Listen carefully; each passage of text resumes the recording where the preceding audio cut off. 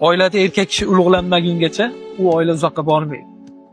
Mana shuni ayollar yaxshi bilsin. Qaysi oila muammo bo'layotgan bo'lsa, ajrim yoqasiga kelgan bo'lsa, biling, o'sha uyda erkak kishi ulug'lanmagan. Erkak kishining haqqi o'z o'rniga qo'yilmagan. Qanaqa haq? Mehr muhabbat boshqa bas. Tom ma'noda erkak deb qaralmagan o'sha erkakka. Erkak o'zi ham erkak bo'lishi kerak to'g'rimi? Yo'q, to'g'ri. Tezalay bo'lsa ham u erkakda aka. Er deb qo'ygan, Xudo aytgan. Chunki nikohiga olayotganda qabul qildim deydi. Ayol kishi baxshida qildim. Bo'ldi, mana shu yerda his qilsin. Ayol kishi nima deganiga qarasin. Baxshida qildim deydi. Bo'ldi, topshir o'zing.